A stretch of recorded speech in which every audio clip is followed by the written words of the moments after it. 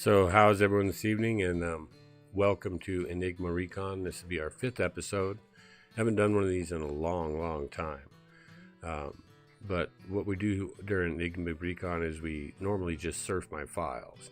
I've prepared these in order this evening, so there won't be a lot of digging or anything like that. It's going to be pretty cool. But a lot of people have never seen any of my discoveries in Egypt. I made these in 2010 and I just put them under wraps. I actually shared a very early discovery, or one of them, in the public eye, but it was kind of breadcrumbs that I dropped, and that discovery was picked up by a woman named Carmen Bolter, who had the show Pyramid Code for like 10 years, and she also owns a tour company on top of that. So she went out to that site and claimed it as the new Venus temple and a bunch of other stuff, whatever fitted her modernized tour trip that they do.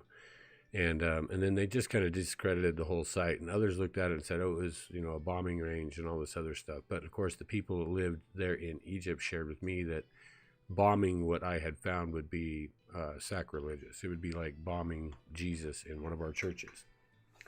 So someone else may have done that. And actually, there is a lot of cratering around several of these sites that look like the possibility that someone may have hit either the locals that live there, or even possibly archaeologists or whoever that may have been doing the excavation work.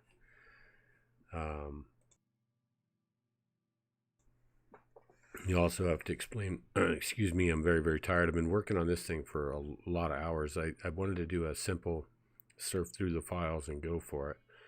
And it just got more complicated than that, because there's just, even what I'm going to show you is light on the presentation in a sense, because it's just going to be so hard to get across what these things are and the implications and what they all mean. So without further ado, I think we'll just go ahead and get into it. But I just wanted to let you know a little bit of the backstory. A woman had come to me and she had some visions, and she is she studied Seti, the woman who basically channeled a lot of the ancient stuff and led many major archaeological discoveries in Egypt with her remembrance of a past there. And one of the things that she had related was something called the sidewalk, or the causeway. And this woman had approached me and said, you should go look for that and see if you can dig something up and go find it. And if you got any sounds in the background, I got cats messing around over here.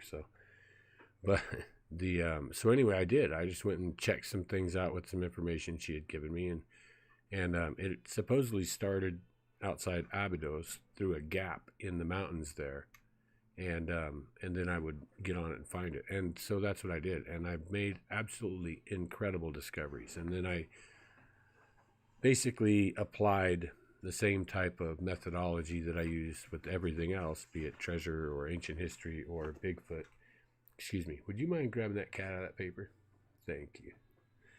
She's crazy. The kitties are nuts. But anyway, and so by doing so, I also found a lot of other major finds, and some of them are so off the charts it's ridiculous. And they're some sites that no one's ever seen or heard of, and I guess no one's ever brought them to light. Now, I did this in 2010, 2011, and I have been watching and waiting, and no one's come up with any of these things. So, like I said, without further ado, we'll just go ahead and try to get into this right away. We're going to start with a very familiar site. And let me kill a couple of these here. And the first site we're going to begin with is Abydos. And it's let me get another cat on the back of my chair. So this is the Osirion here at Abydos, and Temple of Seti, and the everyone's aware of this. We've all seen it. It's a real common icon for Egypt and the tourists. But there's a lot of details here that they just don't show anybody or discuss, because the people, mainly everybody's running around, in here, and they get out and they check the Temple of Set and everything, and they get in here and they walk around, and that's it, and they go. And what you're going to see is, we have this long ramp that leads up to the surface, and right here is this would all been subsurface actually, and right here we have a ramp that goes up to the surface behind a large lintel. And what's really interesting, if you look in front of it, directly in line with it, is basically exactly the same thing.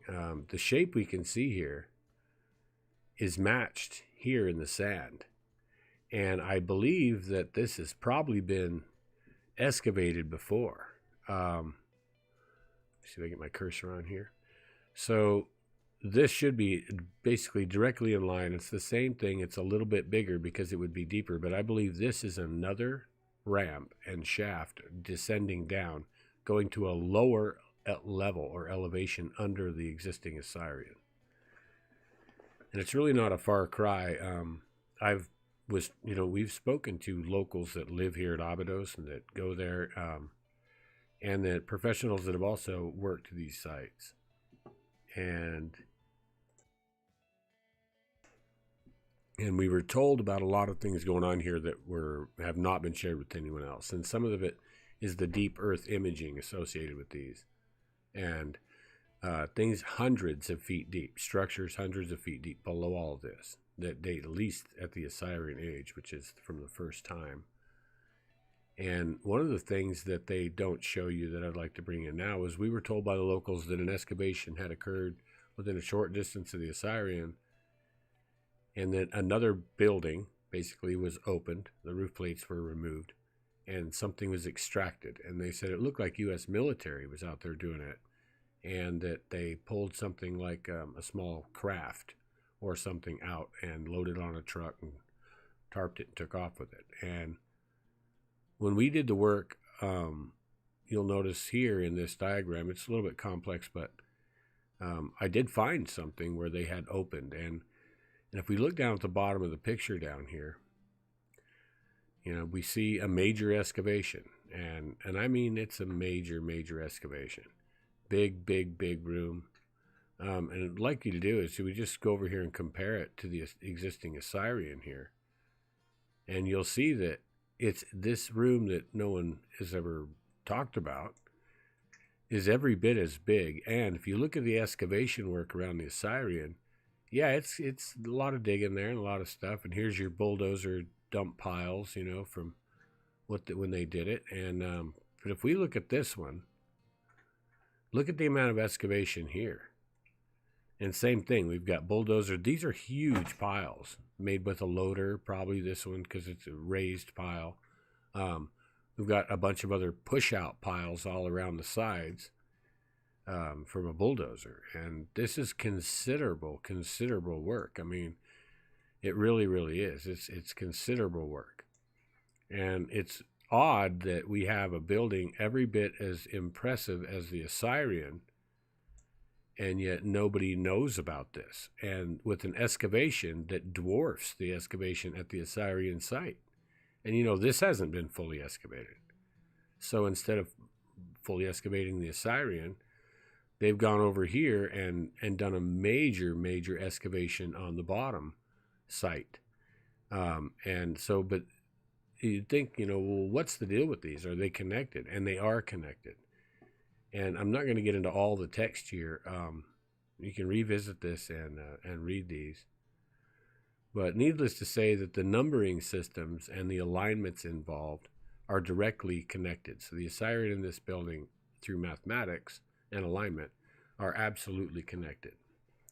Some of the numbers that I do want you to pay attention to, though, it's they're based on 35 by 305 degrees. So it's interesting that the way they lay the numbers out, and you can go back and notice as we do this, that you're going to see the same numbers repeated, not just at this site, but across Egypt at every extremely ancient site like the Osirion. I'm going to show you a bunch more of them.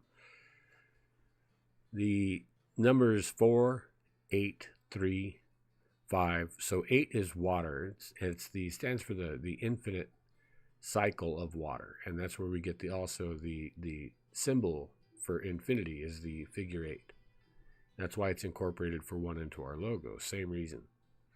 And what we'll see is that is here, and so that's water. 3 is control. 4 is creation or building structure, just like the four corners of the earth or the creation. The creator created the four corners of the earth and the physical creation reality. The expression of these numbers is repeated over and over and over, because it's odd that they did this, but they seem to have had a very deep relationship with numbers.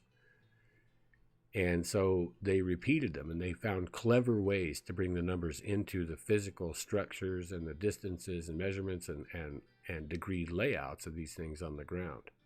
And so after a while, they almost become somewhat predictable.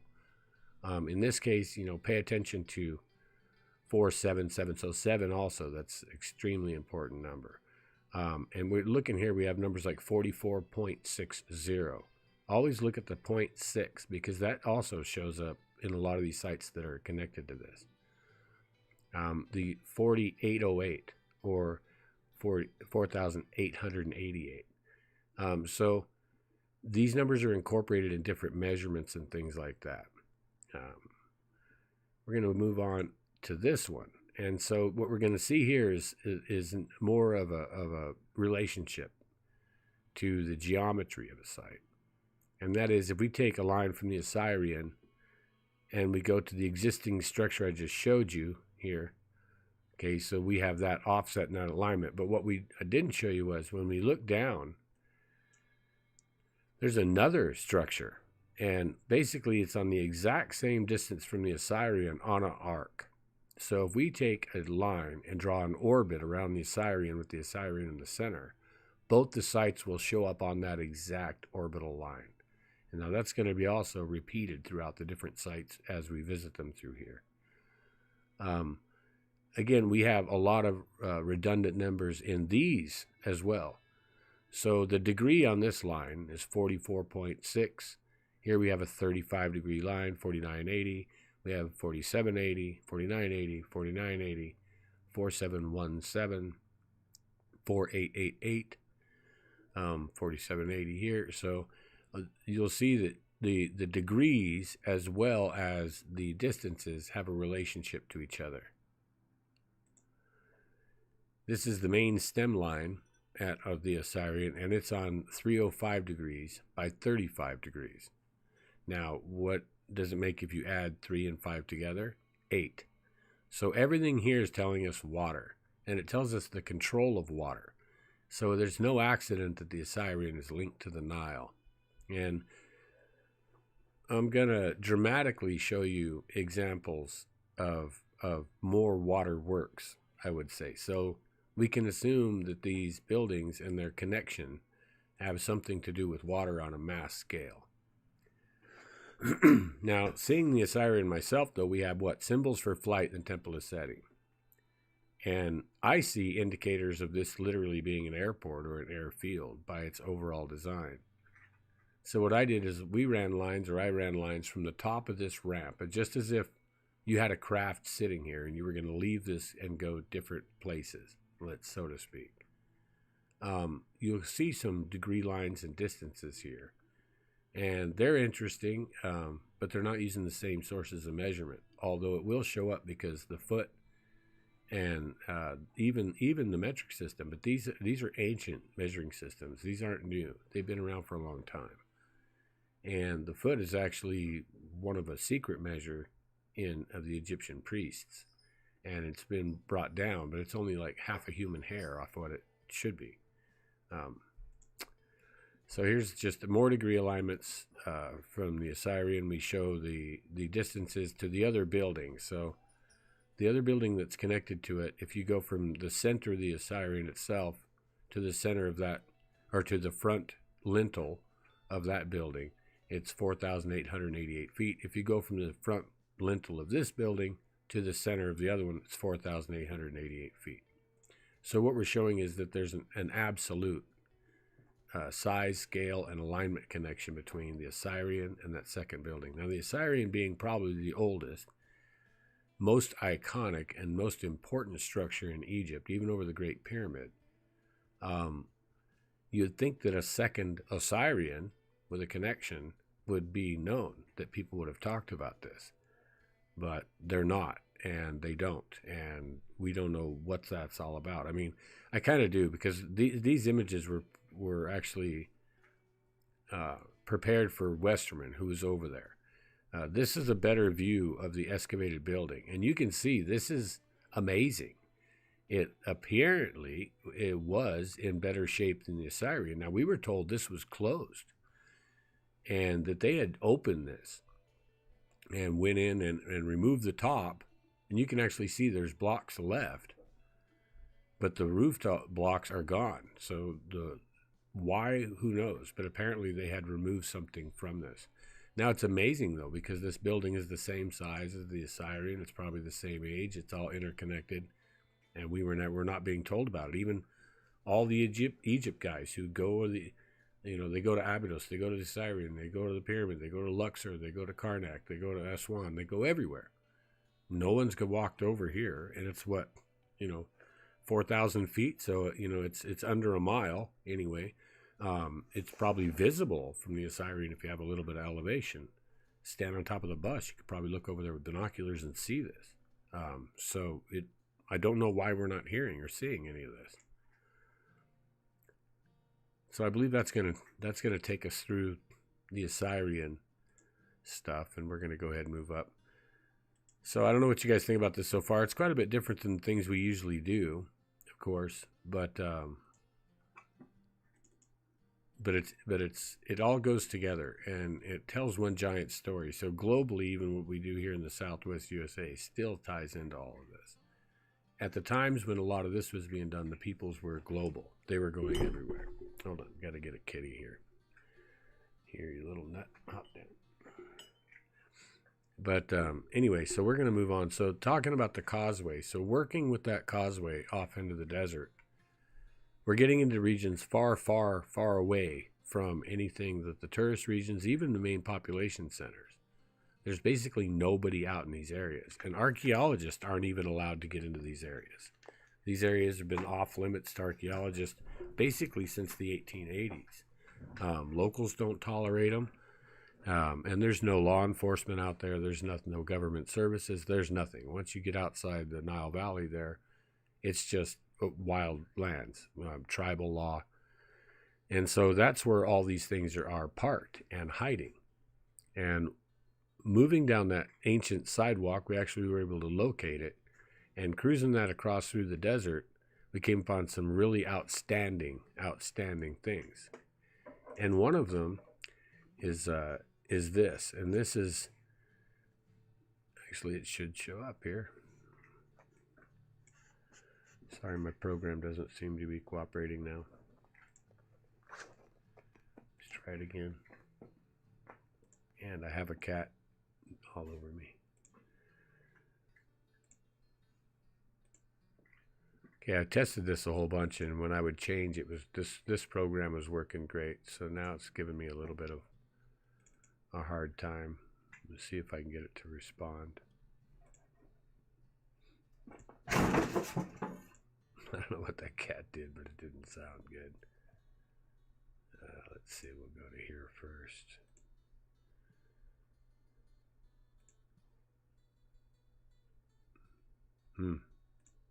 Well, you guys, I didn't expect this. I actually went and downloaded a brand new program just so that just so we could watch this happen here. Let's see, maybe it'll pull up now. Now you guys get to see my files for a minute.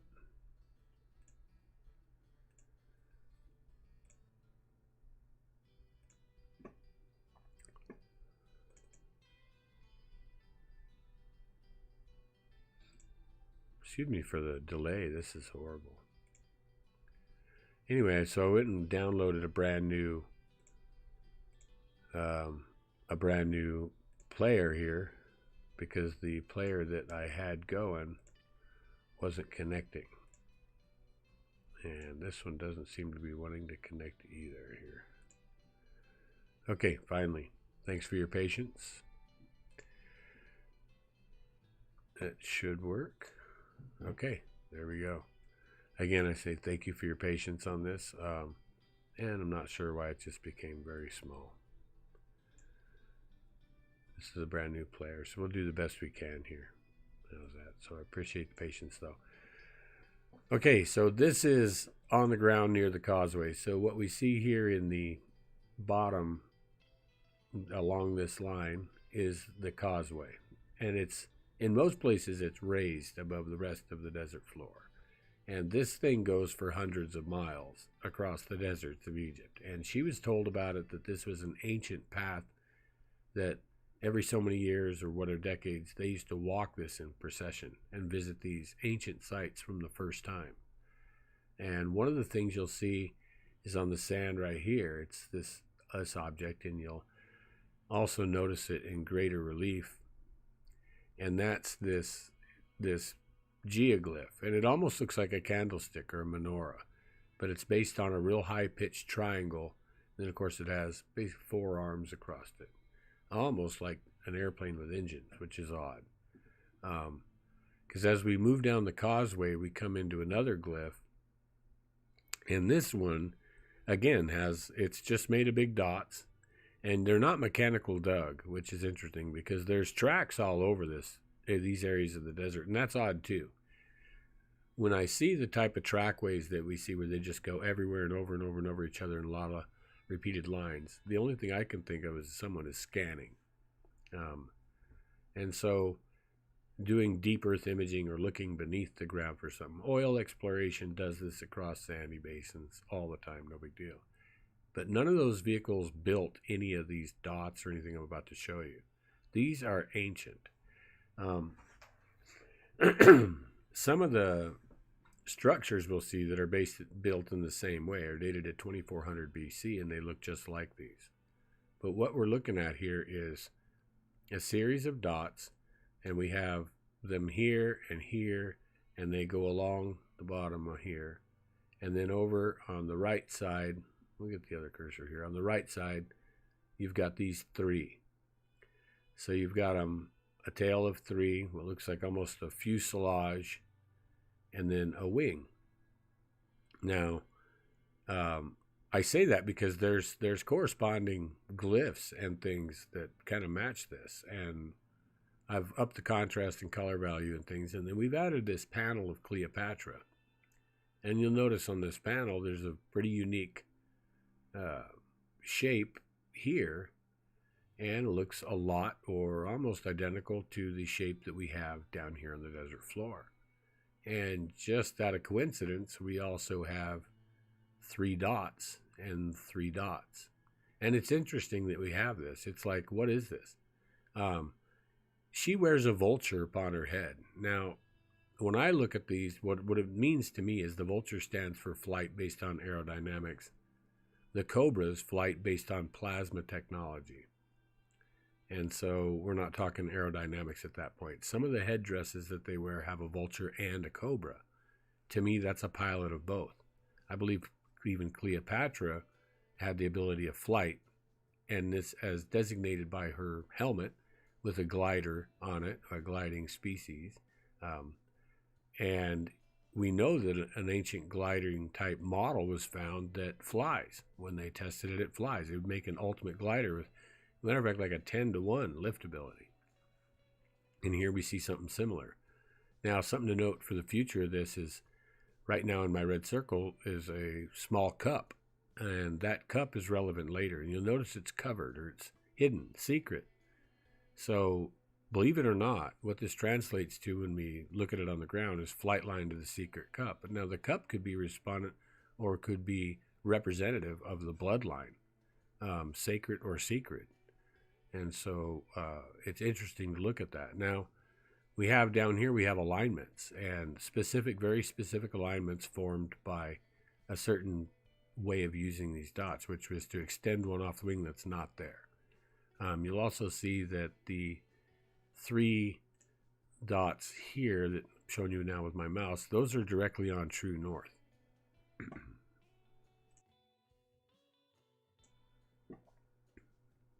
So if we move on from here, we're going to follow the same causeway. You can see, we'll get my other circle here so it shows up a little better.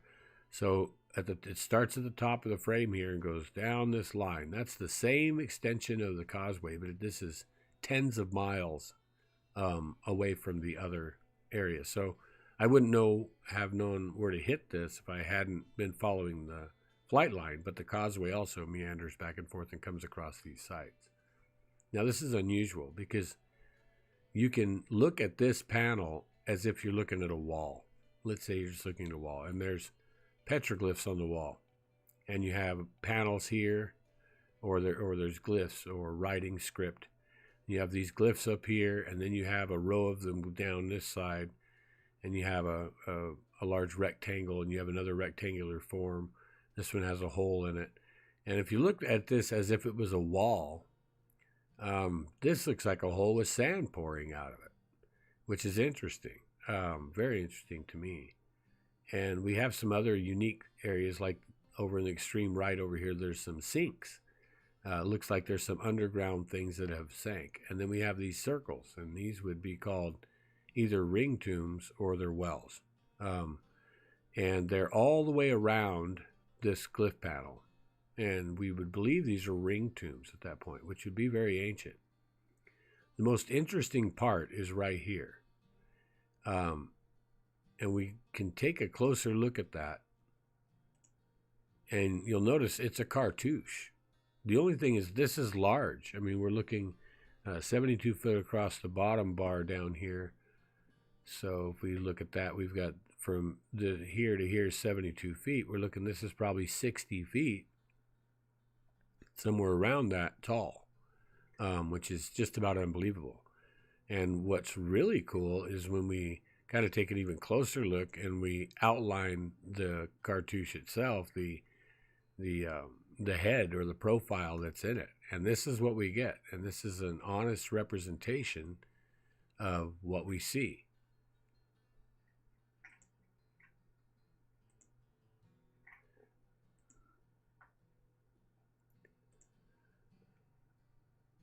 Okay, that's going to do it for that one. Let's hope this player turns back on the next sequence here. We don't have to go through all that again. Should work flawlessly. Hope so. We'll give it just a second. Okay, let's check it out. And you know what it didn't do? It did not work again.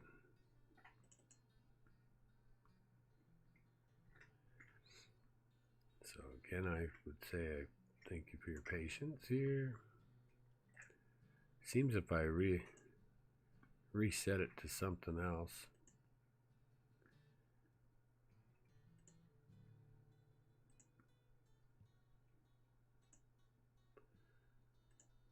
There we go. We can get her to work. Now it resizes every time. Not sure really what's going on with this, but we'll just do the best we can. It's worth it. Okay, and that shouldn't matter where I put that at. Sorry about this, you guys. Bear with me here for just a second. We'll get it figured out. Okay, so this is another site that, as we're working the causeway, we come into like geoglyphs and things like that. And these geoglyphs specifically are very interesting because doing the research on them, they were showing water.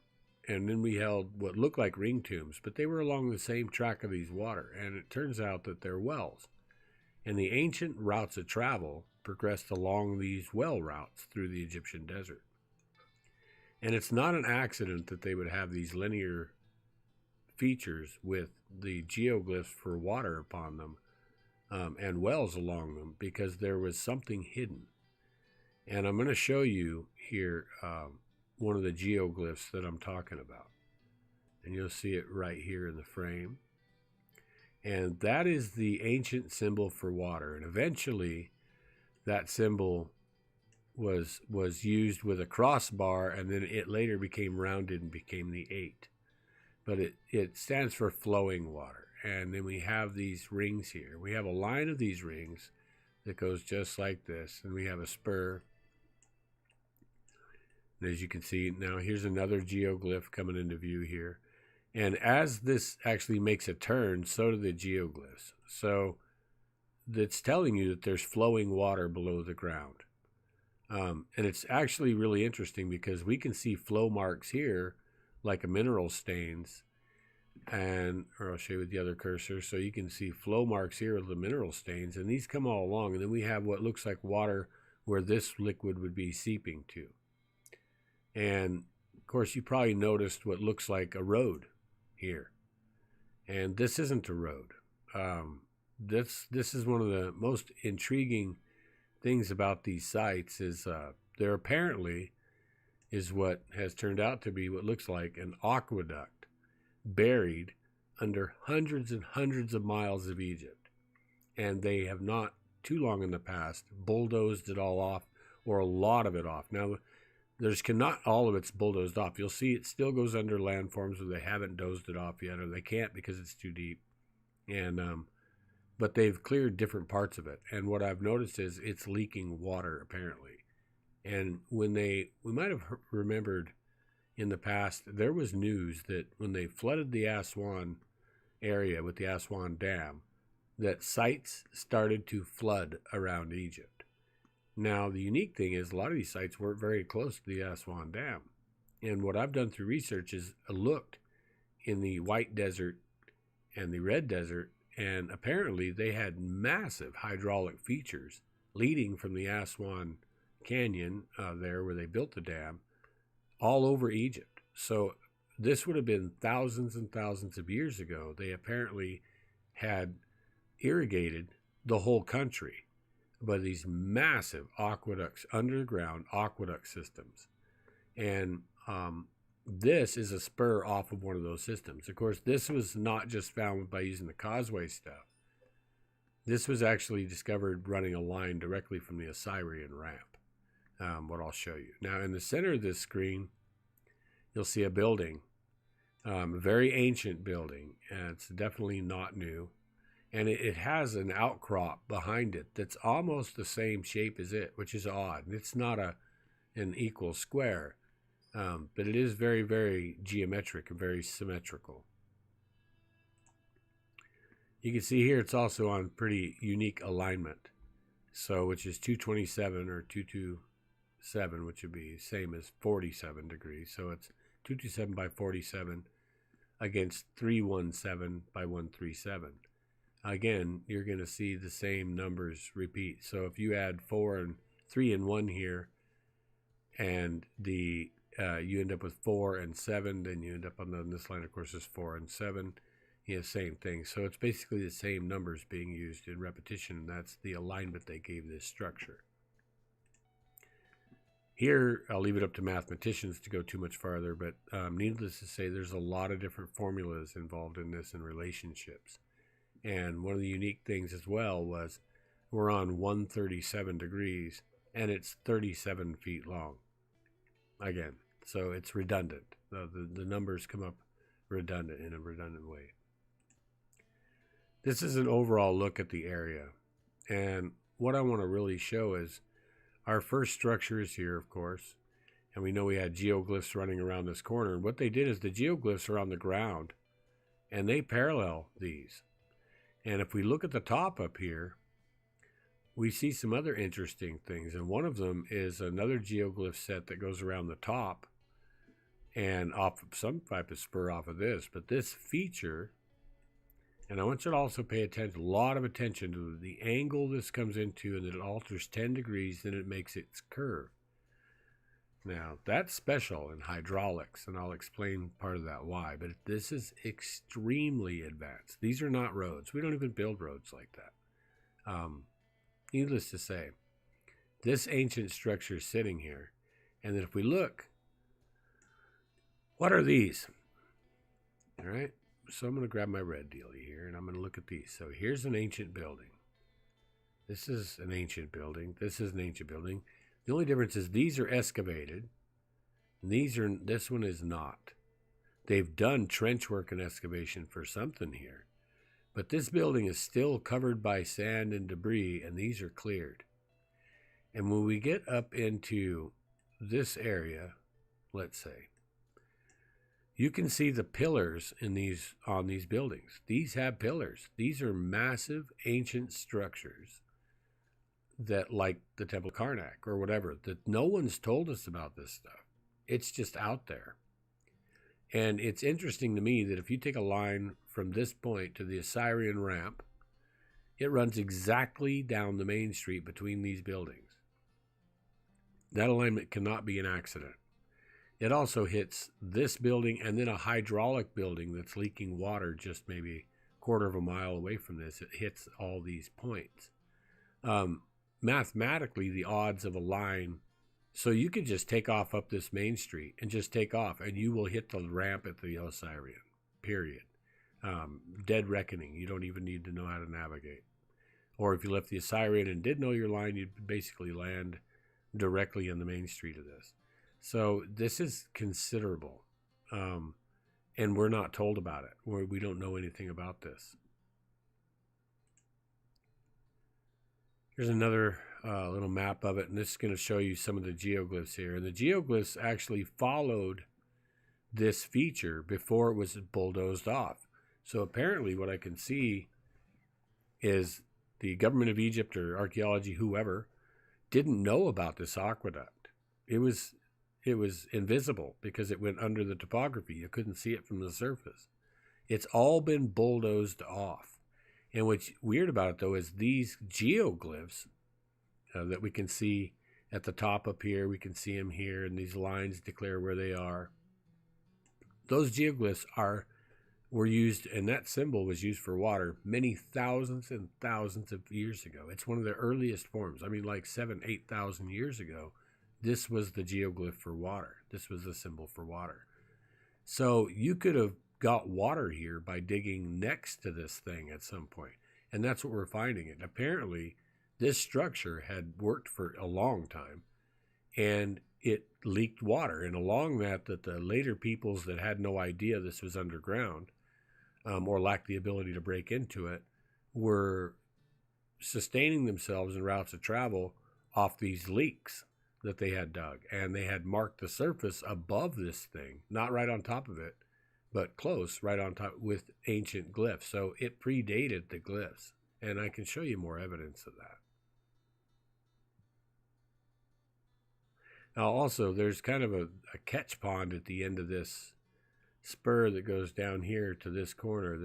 There's a kind of a big, almost looks like it's stone, and a catch pond of some form or another. Now, we don't know if this connection at this point goes all the way to the Osirion, because we haven't made the connection, because it's not bulldozed off. And the other side as well. It just goes, eventually ends what they bulldozed and goes right back underground again. I also don't know of any major works that Egypt did to have built anything like what we see. There's roads that are near this that are actual roads, and they're not associated with this. So we're just going to zoom around here. We're looking at a few more detail image. Okay, so here we go again. We got to kill this again and go on to our next file set. So hopefully it works. So yeah, I'm going to take a look at the chat real quick too, and we'll see what you guys think about this so far.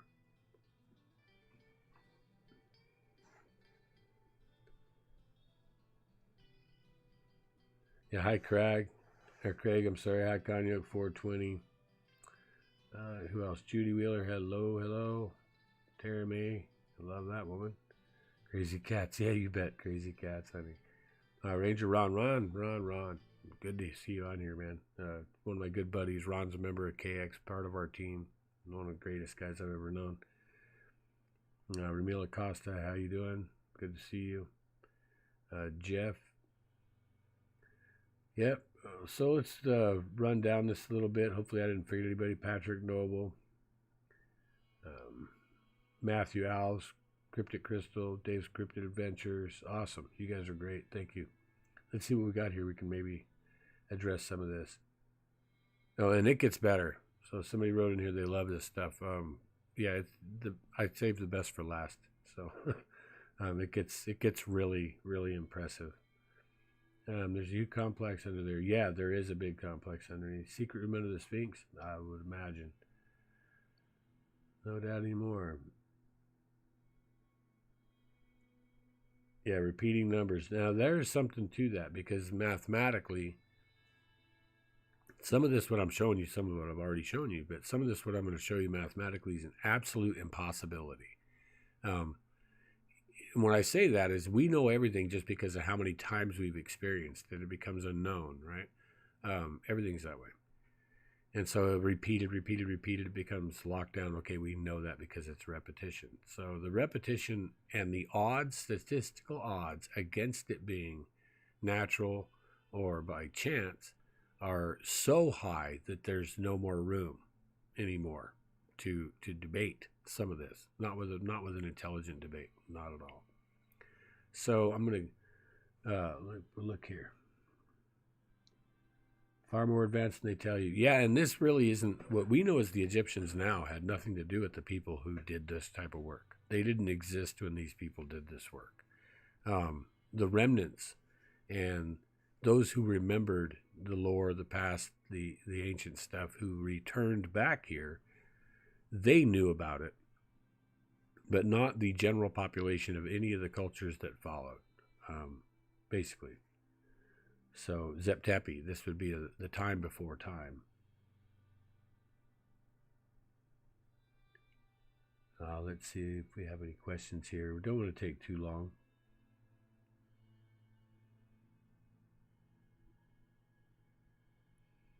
Yeah, the world has been mapped, absolutely mapped.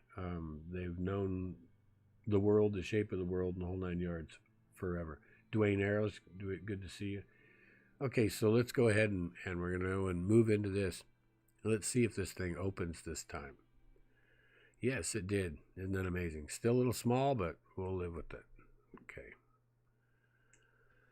Let's get her built back up here. How should we do this? How about that? No, I can't see my screen anymore, but we'll deal with that too. Okay, so speaking of the aqueduct feature, this is not near where the other side is. This is hundreds of miles away from that site. And you do have a highway here. So get my old circler there. So you've got this feature running down is a highway. Next to it, you'll see kind of a dim mark. And it disappears, goes underground, comes back out, goes underground. And then it turns here and goes up this way. Now, what I'd like you to notice about that, let's take a little closer look, is remember when I said, look at that bend in that where it runs and then it changes 10 degrees and then makes its curve, and how important that was for various reasons? You'll see that's being repeated here. They don't do that with roads. They don't care. It doesn't matter.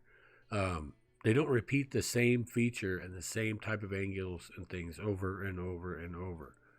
They follow topography, road changes. They do that type of thing. Now, if we look and follow this line up, it actually disappears under landforms and then reappears and disappears and reappears, disappears, reappears. Here's excavated again. And what you'll see here is where apparently this is vegetation that's sprung up to life, and it starts here. And then there's almost a leak all the way over here. But what the plume that you see here is a groundwater plume. And it's leaking all from this.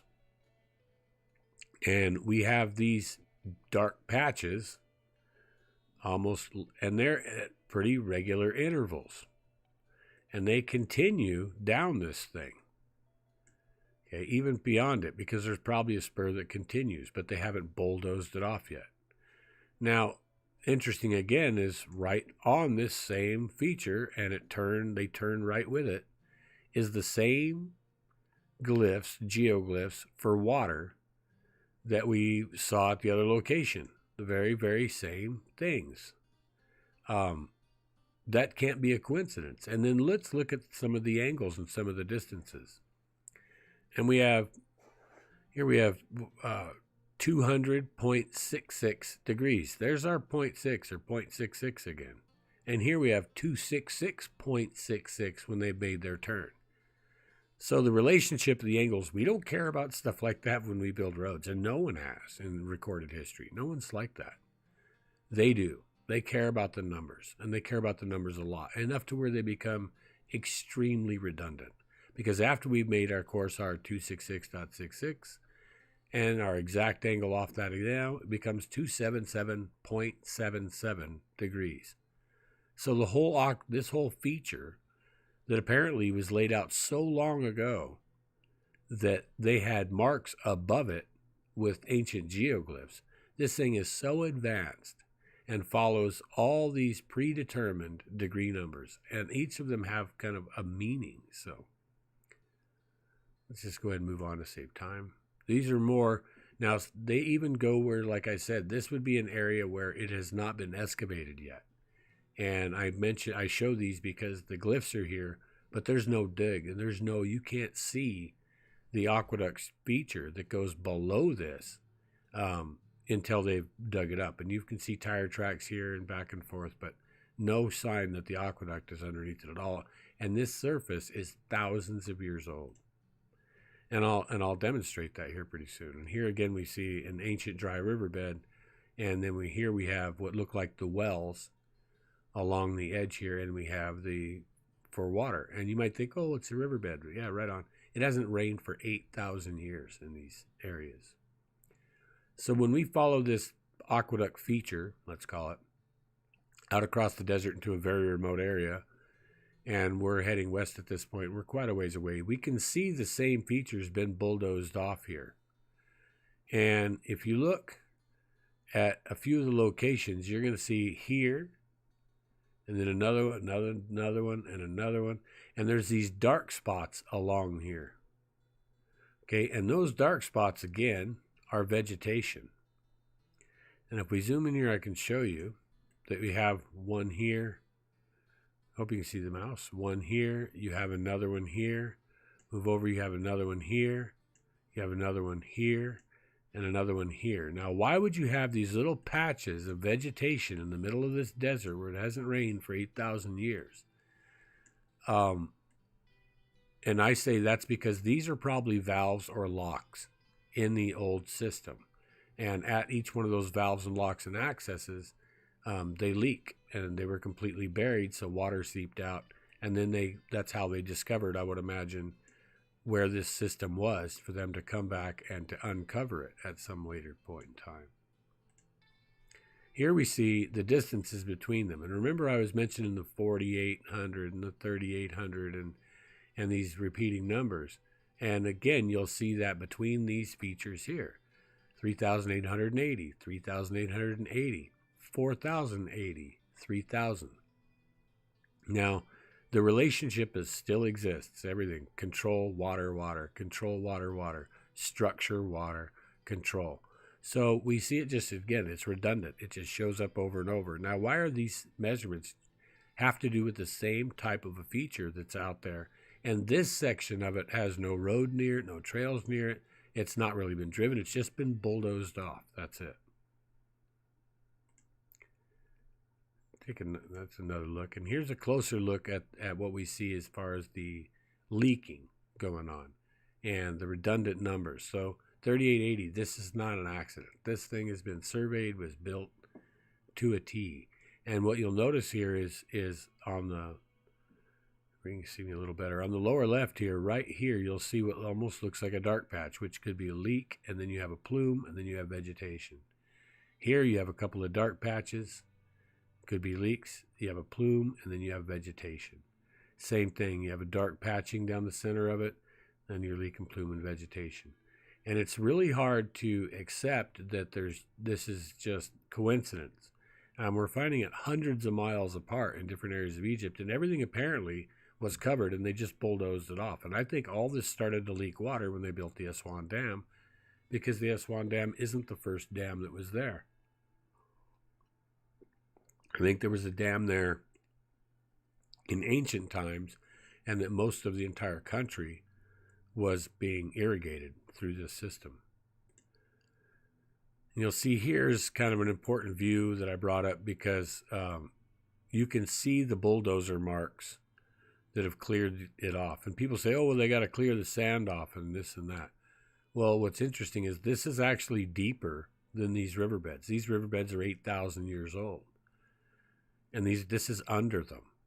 It's not super deep, but it is deep, maybe 10 feet deep here, maybe 5 here. And here's, of course, is one of our locations where we're leaking a little bit of water for vegetation.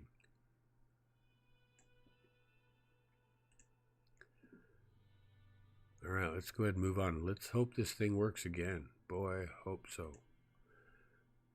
It's just going to get better from here.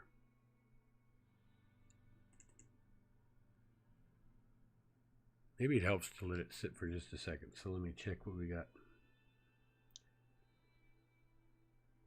Oh, Topless Crew, how you doing? When will part 2 of that video be out? As soon as I can get back on the land. So there's just been a lot of life's interference, let's say. Yeah, that'll be done. That's a treasure hunt. If you guys haven't seen that video, check it out. Yeah, giant ram pump. And you know what's interesting about that giant ram pump? It also obviously has a lot to do with frequencies, harmonics, and energy. We all are self-aware of that. If you've never seen the study of water and how energetic water is at the atomic level and how it can be energized at the atomic level and how water has a memory and how water can be structured to either heal or harm. If you go follow those studies, it's crazy. Imagine that you had a hydraulic system all over the entire country and you had structures that could make that water energetic and as well could program that water with the same type of energies as love, compassion, and those things. Now, they found when you use these water to grow agriculture, everything's different. The crop grows different, the yield is different, the size and the speed it grows is different, and the health benefits from the food that you've grown are far different. The energetic water transmits into energetic life, and then you consume that, you become that way yourself. This is amazing science. It is science. And if you had the ability, what could you do if you treated all the water in your entire country with that type of technology and that type of methods? What would happen to your country and its people? The health, the humor, the fortitude of the plants and the people themselves.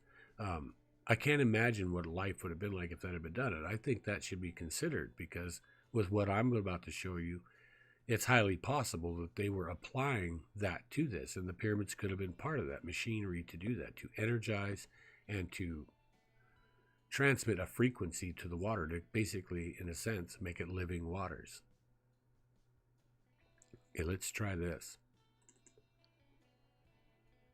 You gonna work for me? By golly, you certainly are. Just a little small as usual. We'll get over that right quick.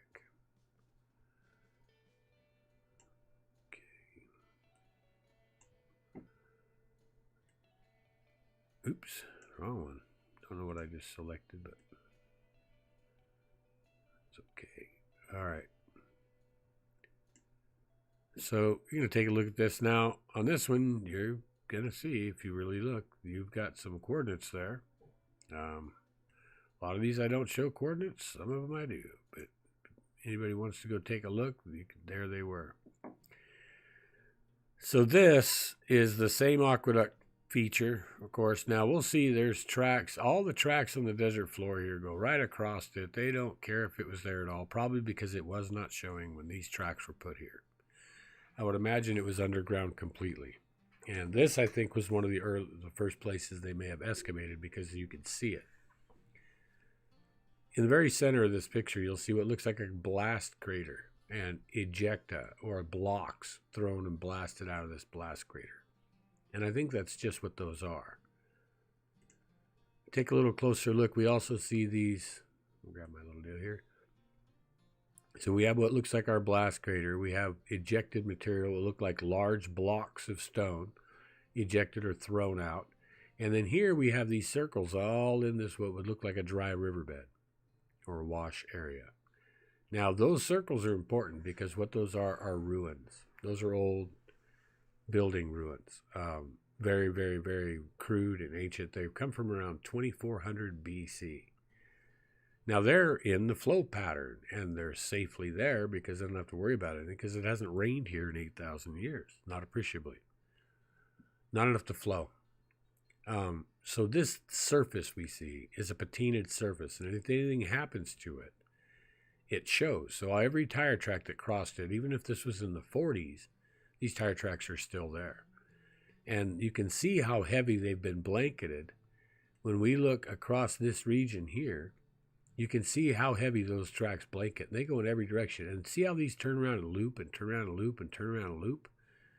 This is what it looks like when you do a geoseismic survey, plain and simple. And to me, what I see when I look at these and the feature of the crater itself, I see it looks like it was exposed for a long time right here. And then this was all covered. This was all covered except for that spot. And I believe that the black is the patina, desert patina, that happens to expose stone. And so this crater was open.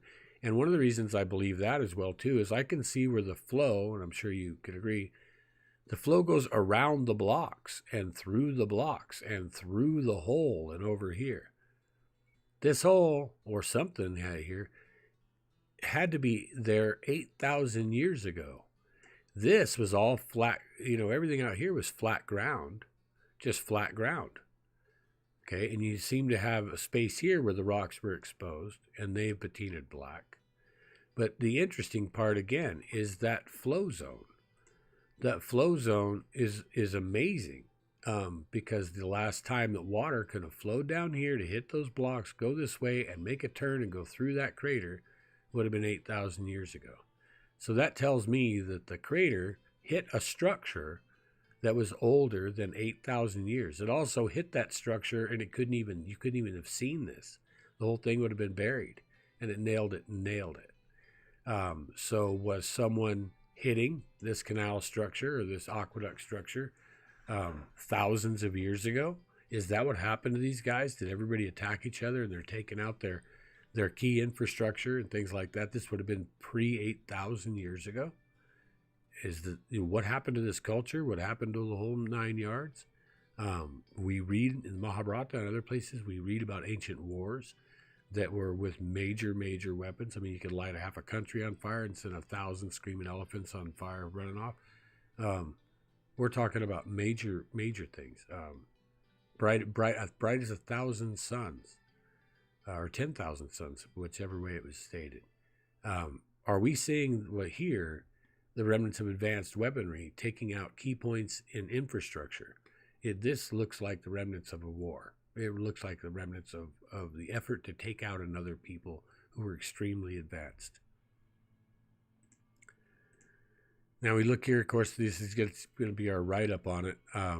We have the same ruins that we have in that riverbed are on this side. They're on this side. They're in the riverbed area, which would have been a major ancient flow channel.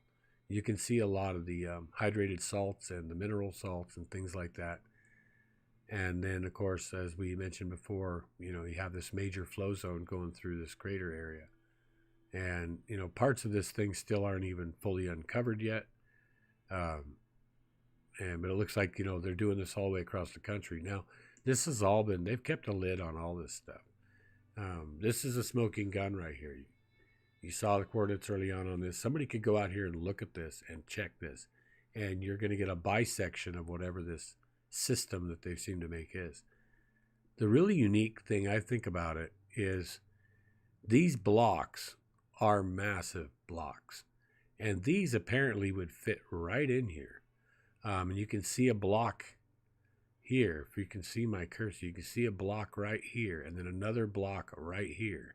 That block's the same size as that block and the same size as that block. If these were random rocks, they wouldn't be blocks. If this was a road, they wouldn't be blocks. Sorry, but these look like big cut andesite or granite blocks, and they would be a good 10 feet long, 5 feet by 5 feet by 10 foot long. That's a considerable building block.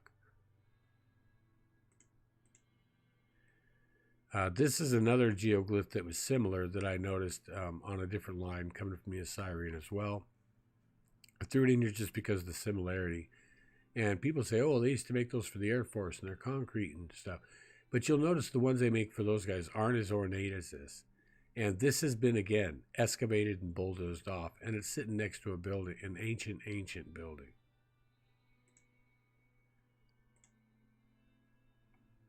So we'll be moving on again. We'll be checking in between most of these for checking our comments. And I notice, I think if I give it a little second here in between, it seems to want to go ahead and go through.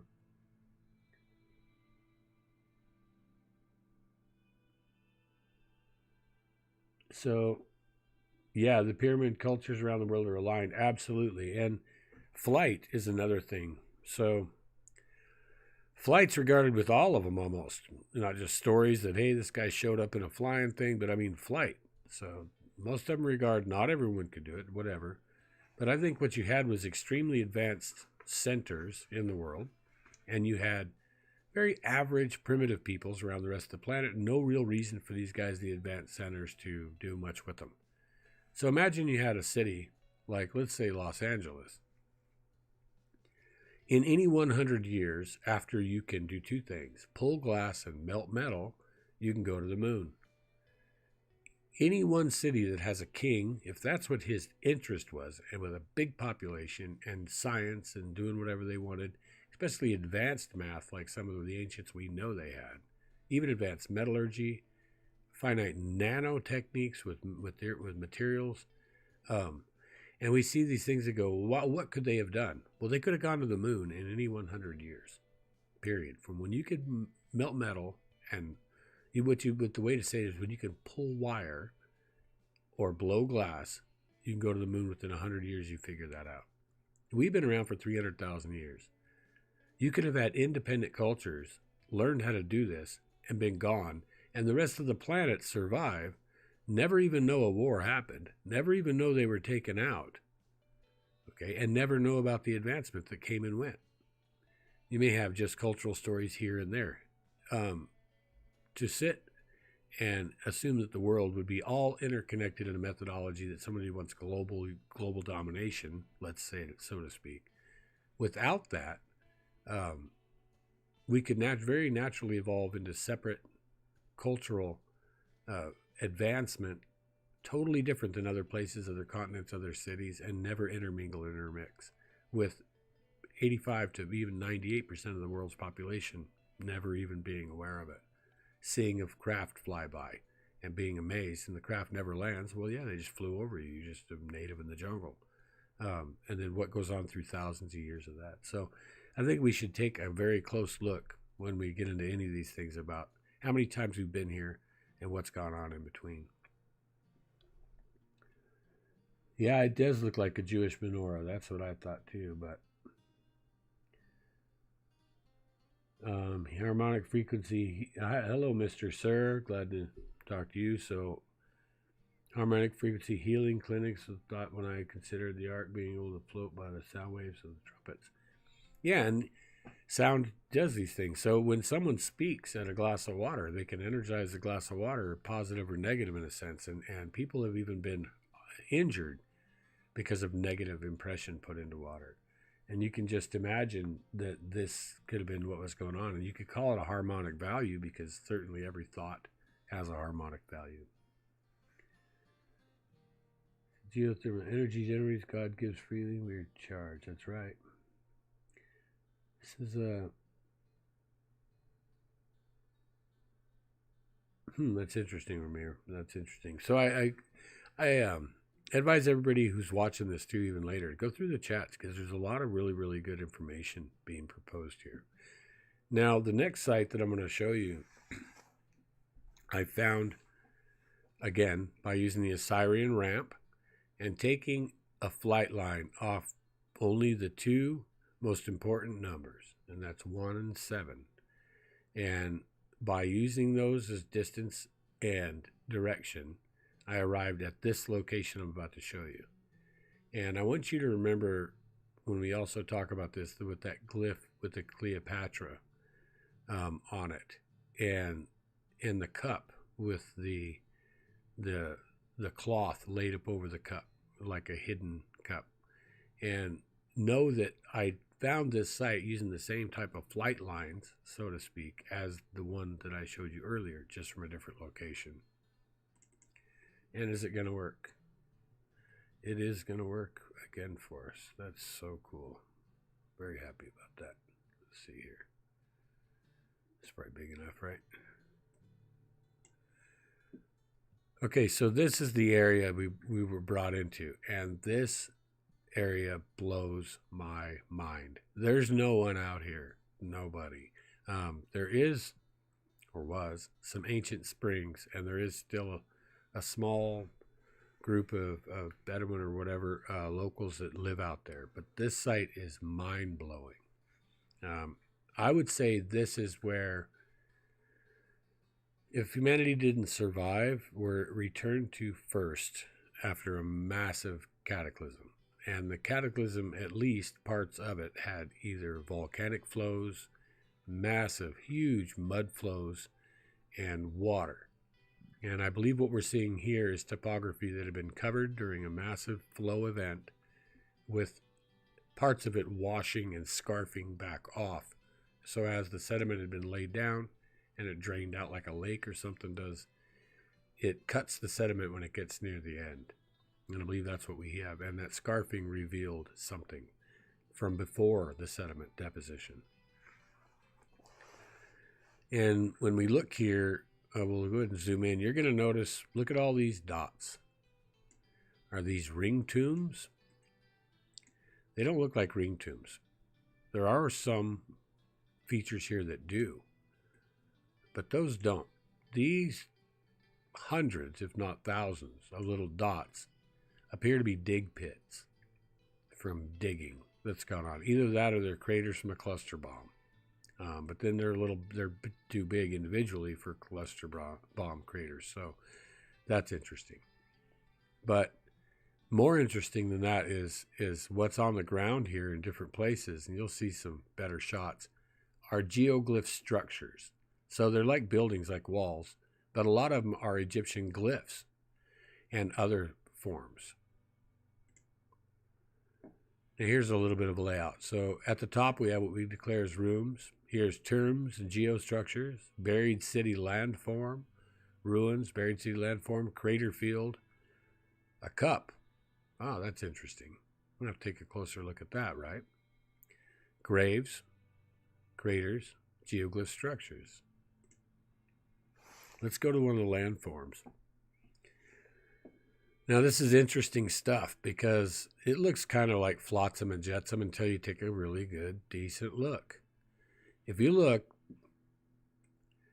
this guy right here is a perfect circle.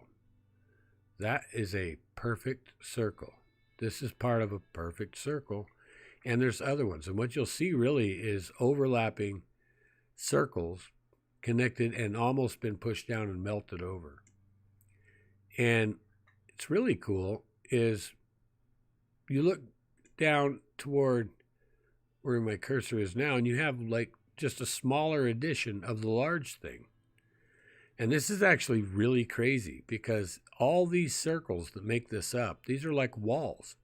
It's repeated in the small, and we know these are ancient ruins from a later occupation of normal size.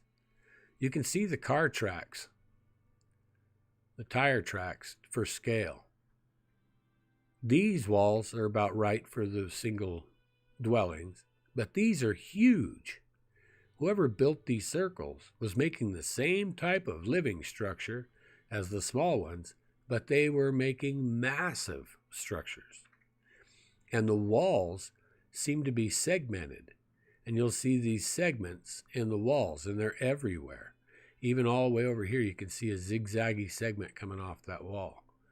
And it seems like that's how the walls were almost constructed, like they were poured back and forth to make the wall. And it's interesting as well that somebody returned thousands of years later, this again would be like 2400 BC, and built these small ruins in amongst the giant ruins.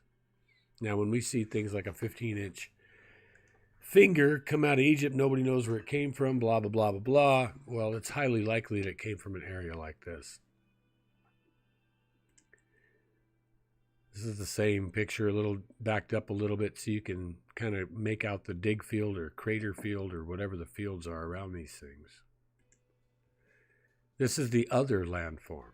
And what you can notice in this one as well is you have the same type of back and forth striation in what would be the wall feature. And then here you have half circles stacked on each other, half circle, half circle, half circle. And really, they're a lot more even than you realize if you start taking a deeper look. They really, really are. And then again, you have down here modern or more modern, at least 4,000 years old, standard sized dwellings. So you have, again, they are the same type of building method as these gigantic ones. These are giant.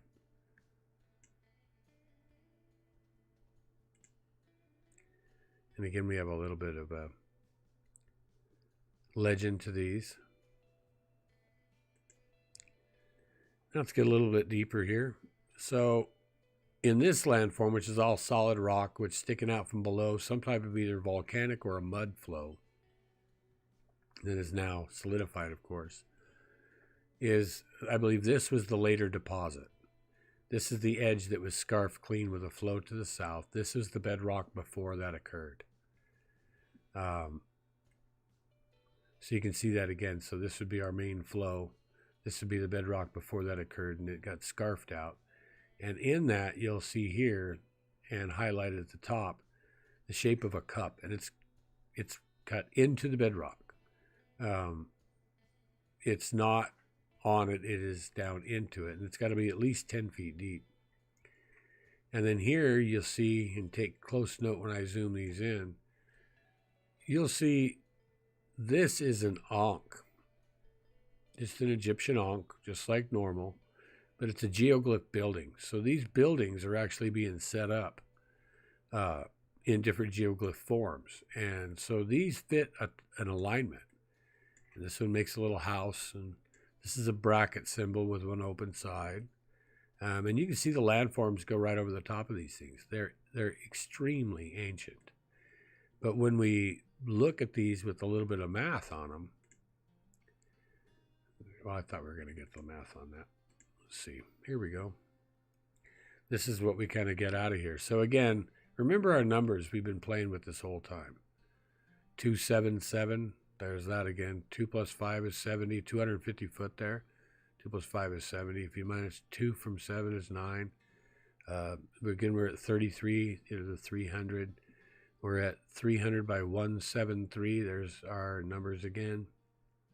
307 again by 330. 330 feet. There's our 33. If we go up to our cup feature, our stem line is on 33 degrees, and of course this one's 73 by 52. Add 5 2, that's 7. Add this line here, 250 feet long on 250 degrees. Add the 2 and the 5, that's 7, and it's on 70 degrees. So the redundancy in numbers is so beyond nuts, it's ridiculous. This stuff isn't an accident whatsoever. And even the numbers in the cup itself are mind-blowing. So it's 30 feet across the top, 33 feet tall, 17 feet across the base, 12, 12, and the reverse 21, which is 3 times 7. Right? Nuts.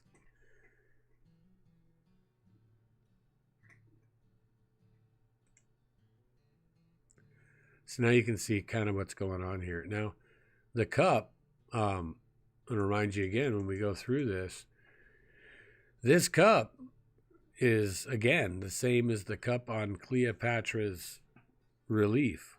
And then we have flight lines from known locations that, when done correctly, lead you, and the numbers 1 and 7 being used, and 1 and 7 in the redundant. 1 is creation and 7 the creator. And it takes us to what? A massive cup out in the desert, right? And then we look at the redundancy in the math.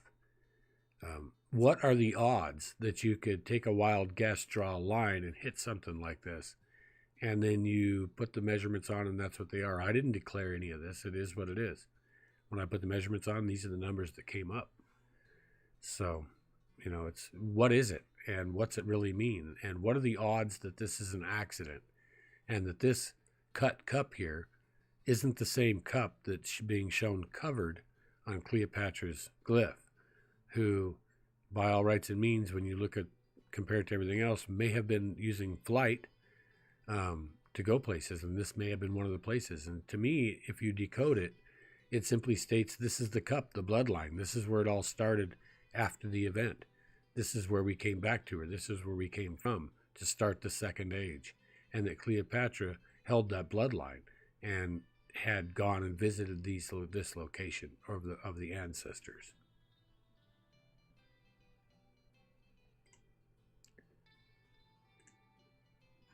Now, we're not too far off here from wrapping this thing up. I don't know how many people are on. I'm not looking. I can't tell. Let me see if we have any questions again real fast. We'll let this one sit so it can start up for us.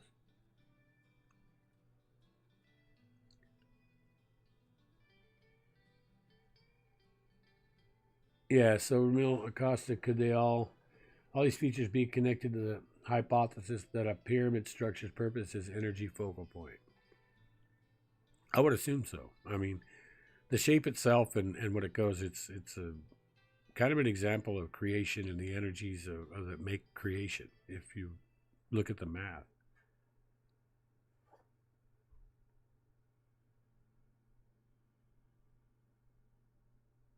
That's true. I do believe people hadn't, at least they used more of the potential that they had. I don't think that we necessarily have more potential than the ancients or even the the smartest, but I believe that the application of that and how we choose to occupy our mind and what we choose to roll around and throw in it.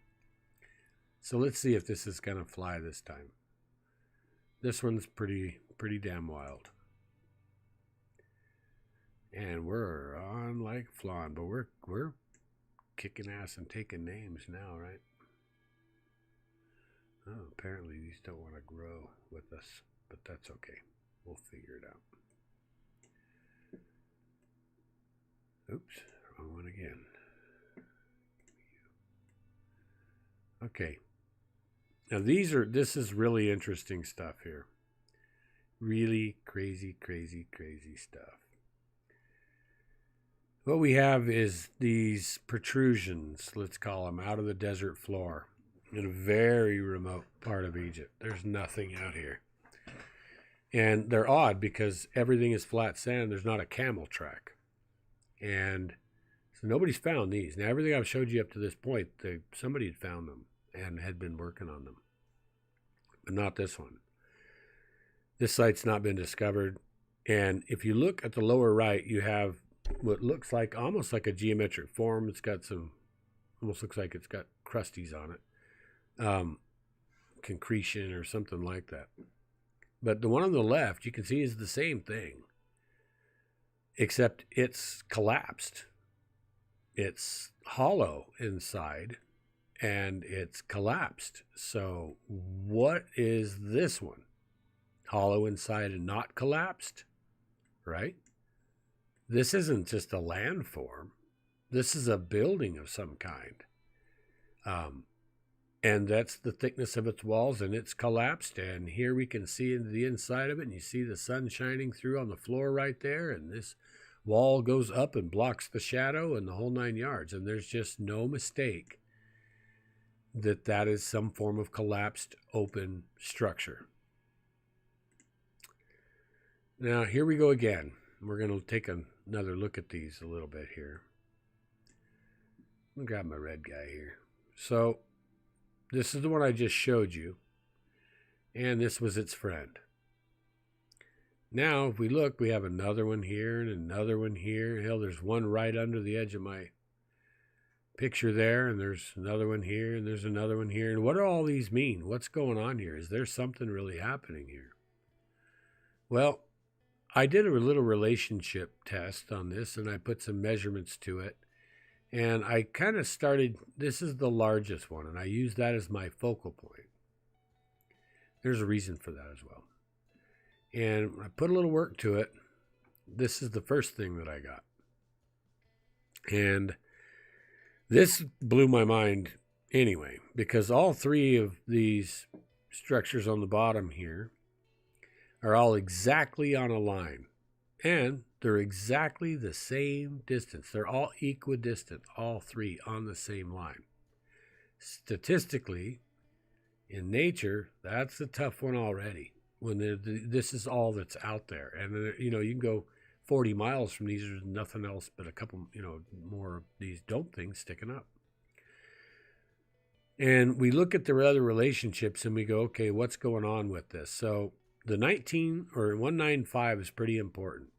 Richard Hoagland discovered on the surface of Mars, them in his field of mathematicians, the 19.5 degrees was being declared and being used and shown with tetrahedral mathematics. So that's actually where they learned tetrahedral mathematics, is from the surface of Mars, not from a mathematician, and we adopted it from that. If you want more on that, you can watch Richard Hoagland brief the United Nations on this. That's how we got to figure out the math of fluid flow, tetrahedral math and fluid dynamics. Again, so the study of rocketry and energies and plasma and weather, all those things came from that. In this case, we see the 195. I believe it's dictating the very same thing, and a lot of it's the relationship to energy and how it reacts to a sphere. Which, when energy flows through a sphere, you end up with anomalies at 19.5 degrees on the sphere, such as the red spot on Jupiter, the white spot on Neptune, and other things on the softer bodies that can show what's going on there. Of course, a lot of the other planetary bodies have their major anomalies as well on the same latitude, or 19.5 degrees on the sphere. So it has to do with the sphere, and it has to do with tetrahedral math and fluid math, which actually also has a spiritual nature. So we looked at this and I thought, okay, I'm going to go ahead and apply something like that. But I was looking at the distance between our focal point, center point, and our collapsed deal out here, because it's kind of off by itself.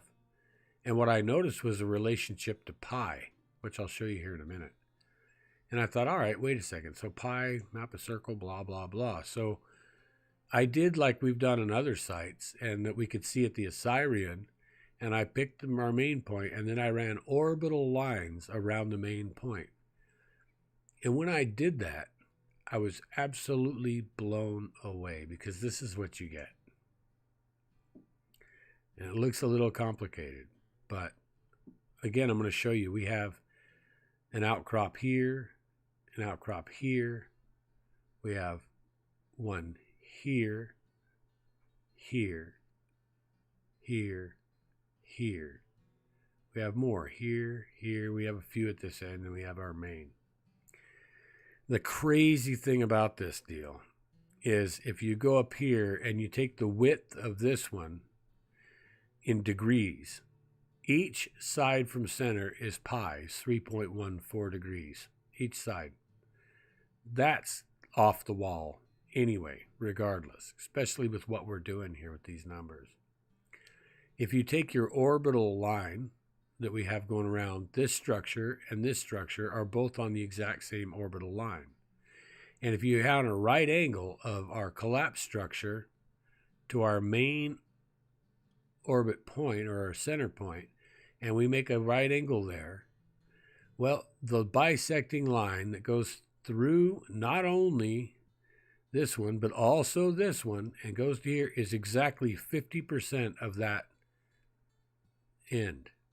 That can't be a coincidence. And when we look at the same structure that's on this orbital line, same structure on this orbital line, and we draw our lines across, for one, we get our split right angle, and here we get the exact split between those two, again, is what's on this line.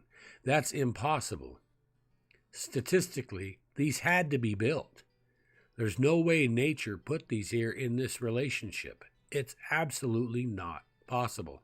It's trillions to one. Trillions to one. Now, we'll go even a little bit deeper than that. So we're going to rotate it, and it might start looking familiar to you at this point. But let's straighten it out and highlight the points of all our structures, if we can call them that. It's better. So my curiosity, I did this in 2010. My curiosity's always been, wow, that almost looks like a profile of the Great Pyramid. It's on the same angles, and those are goofy angles, and it's still on the same angles. And of course, we have those same relationships with our numbers, like 777, 777, 520, which is 52. 5 plus 2 is 7. There's our 4. And 285 is also shown up from the Osirion. That's the angles we use to get to the Aqua City thing. These numbers are all the same.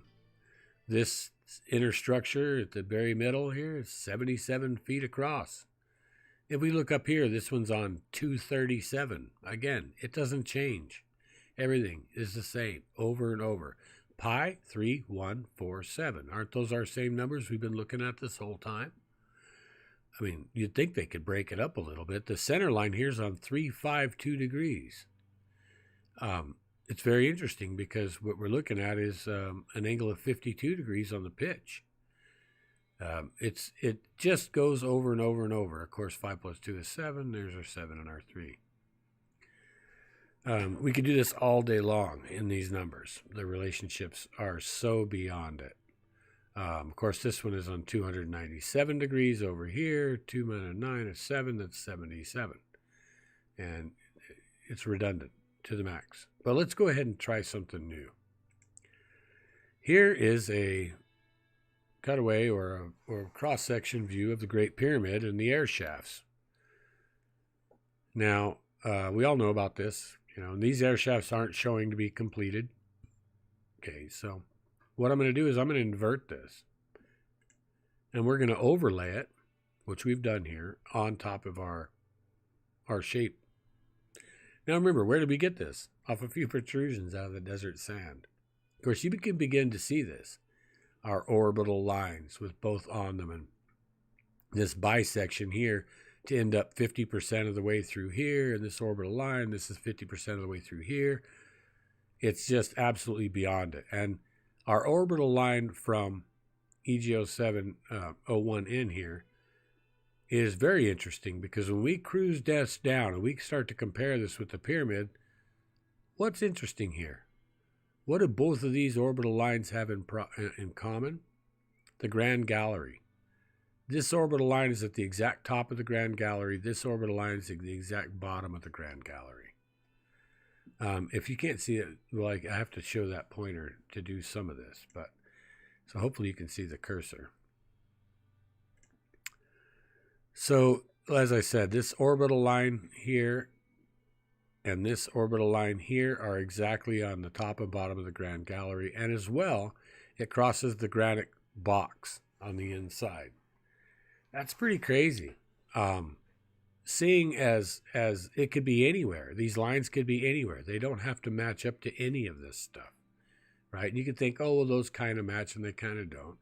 Of course, the bisecting line here is exactly down the Queen's Chamber. And there's some other things. So let's play with the air shafts. Where does this lower air shaft out of the Queen's Chamber go? Well, let's take a little look.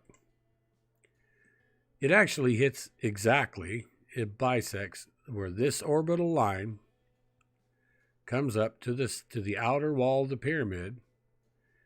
It hits it dead nuts. There's where the air shaft exits the pyramid, is on the orbital line from this feature.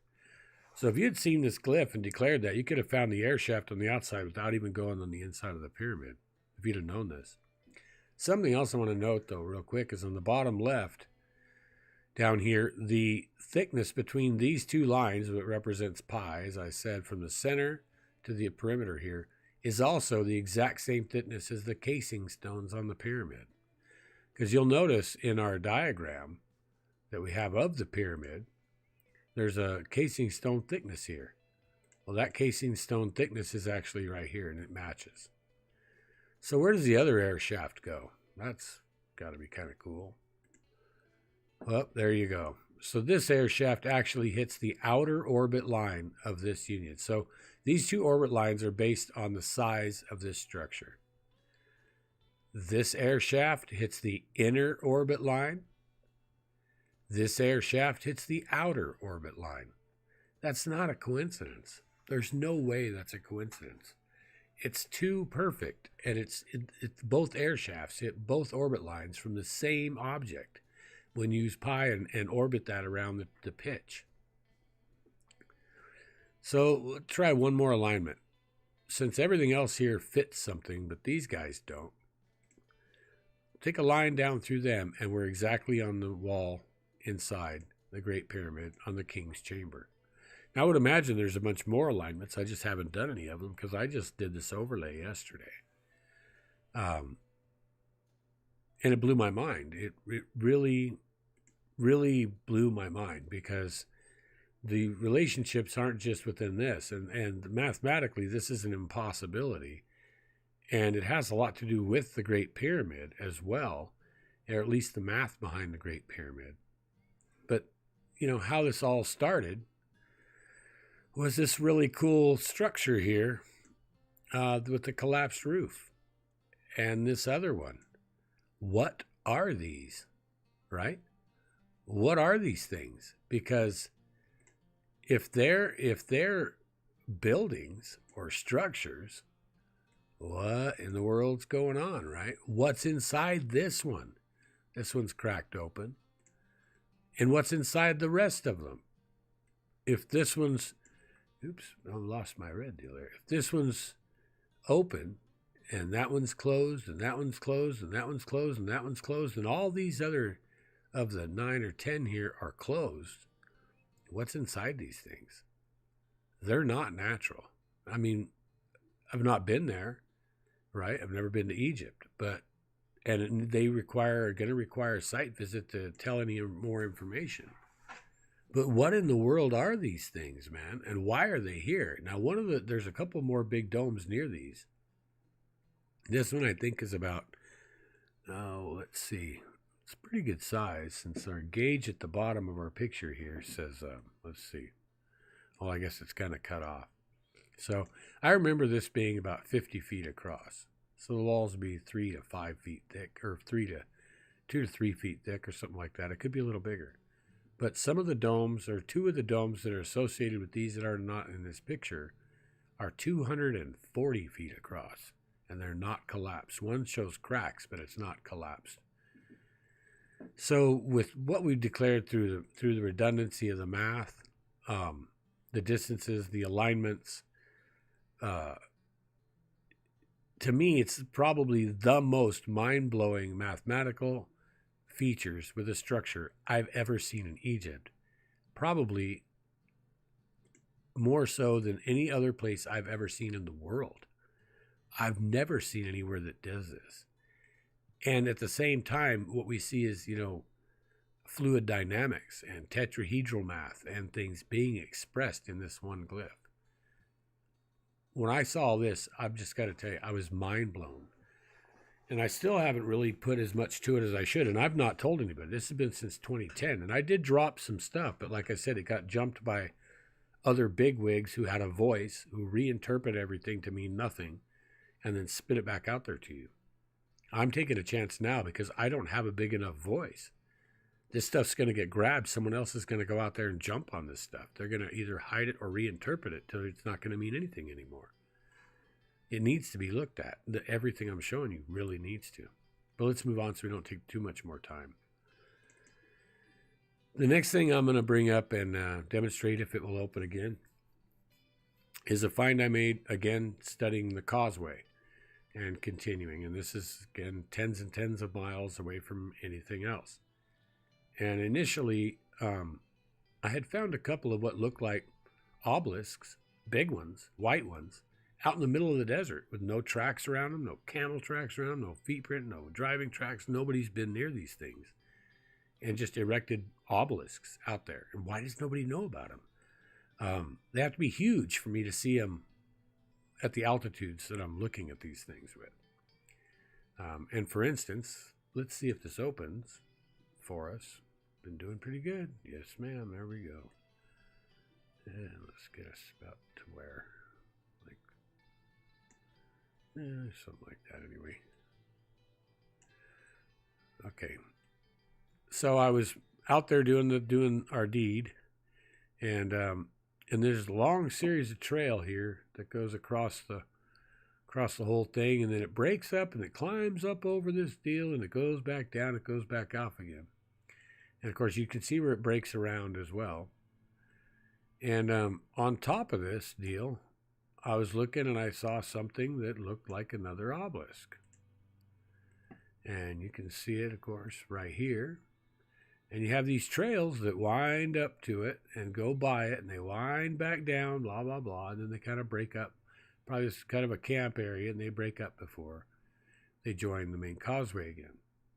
But if we really look at that thing, it's a standing pillar. It's a standing obelisk on top of this butte or hill, mountain, whatever this is. And I thought, wow, that's crazy. And so I kept going down the causeway, and well, I found another one. Wow, this one's even more impressive. Look at this, big white obelisk there, and it's inside of a shape that looks like a boat. And I thought, wow, that's insane, right? I mean, it has the same kind of basic shape as a ship's hull. Then you got this big pillar, and this pillar's got to be 50 feet tall. And I thought, wow, that's amazing. Well, what I thought is this, what is this landform here? What am I looking at here? So I kind of backed up a little bit, and I got this picture. And I thought, what in the world? What in the hell's going on? Because what outline do I see here? All the way to here, and it comes back, and what is this thing showing up? What is this inner outline here, and why does it look like this? And what is this here? These lines look like compression, and wow, looks like a big mud flow or volcanic flow that flowed over a form, and it built up against the side. And of course, and then here's our pillar. Oops, I lost my nail again there. Here's our pillar here with our boat shape from the previous picture. And I'm thinking, well, you know what? This whole thing looks like a boat shape.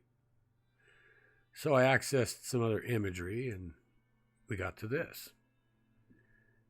And now I was really bugged. I mean, because you can really see the shape here, the whole thing. And it's obvious that this is a big flow of mud or lava or something, volcanic mud. And it hit this thing, built up around it, flowed over into it, flowed over the other side of it and out. And you can see here where too, it hit it and turned, flowed over it some, and again here on this side, same thing, and flowed back out. This was an object or a thing that was sitting perpendicular to a massive flow.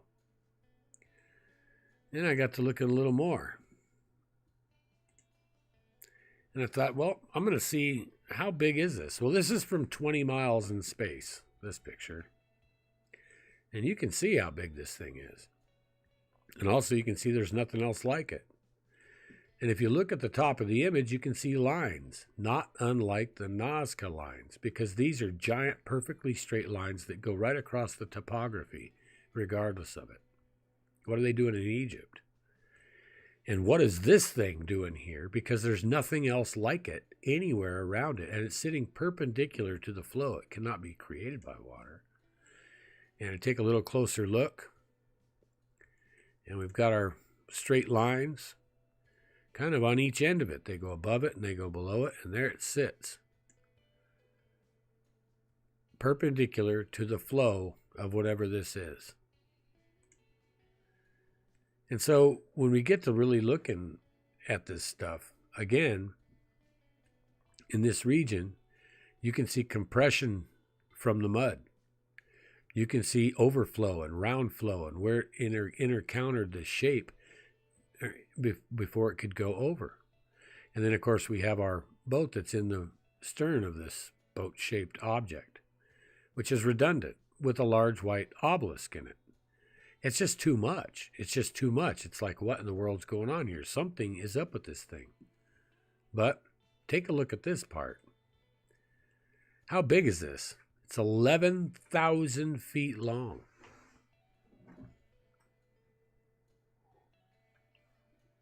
It's 2 miles.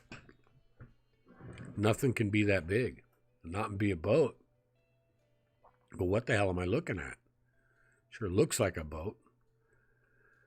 So we take a little better look at it here, and let's get even closer. And here again, we see the compression along this side and the overflow into this hollow region.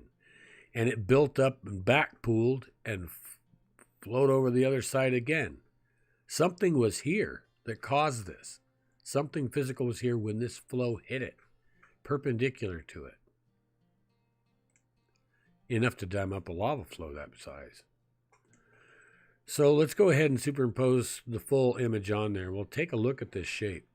Does that look like a boat hull? Kind of does. And matter of fact, the oldest boats, the early ancient ships, all used a very similar design, and it was a lot like this.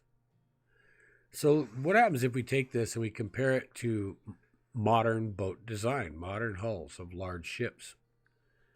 And this is mind-blowing, because not only is it close, it's super close to the most efficient design you can have for the hull of a ship, period. The one on the left is a heavy schooner. The one on the right is a lighter sailing vessel. It's not a schooner, but it's maybe a clipper or whatever they are. But it's got a thinner beam here, a thinner width. And this has a wider width. And this one that we have here out sitting in the middle of Egypt, that's 2 miles long, is kind of a combination between these two. It even has almost a more perfect shape than either one. But the bow shape's important on a boat, because that's what approaches your water. So even though you want to get more cargo in it, or you want it to be sleeker, your bow shape's almost always the same. This can't be a coincidence, because the bow shape is identical. Matter of fact, every formula, every single ratio here is exactly what you want for a ship. The only problem is it's 11,000 feet long, and there's never been anything like that built. But have we ever built, and it looks like it's made out of rock or concrete or some type of geopolymer, and have we ever done that before? Yes, we have.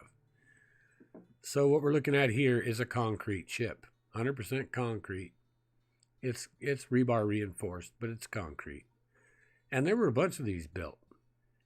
And to give you a little bit of information on that, I can actually read paper here that talks about this. So the longest ship ever built was a Seawise Giant at 485 meters, or 1,541 feet. The longest concrete ship ever built was the SS Selma, okay, at 425 feet long. Concrete ship. That's pretty big. That's actually almost 1/20th of the ship we were looking at. The ancient thing that looks like a ship, I should say. Now, I did the math, or with AI, helped me do the math on this, because it was pretty complex. Said that the SS Selma had a gross register tonnage. This is calculated by volume of internal space inside the ship. Per ton, each ton represents 100. I'm sorry, here, let me make sure I'm getting this completely correct here. Yeah, each one, it's basically 100 cubic feet. So each ton is 100 cubic feet of space inside the ship. And the Selma had a gross register tonnage, or GRT, of 6,826. Said that could not find any information for the weight of the ship, so I did a little bit of other work.